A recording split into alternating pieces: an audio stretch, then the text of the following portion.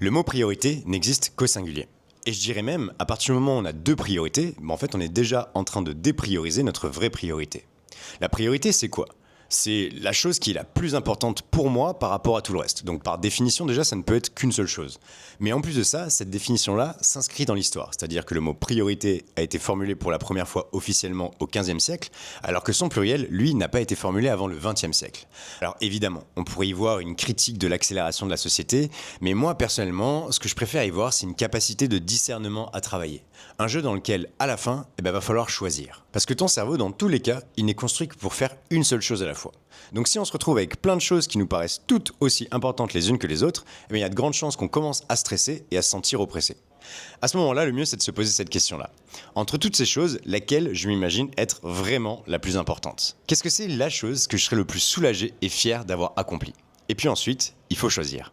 Fais ça demain matin et vois comment tu te sens, même si j'ai déjà une petite idée.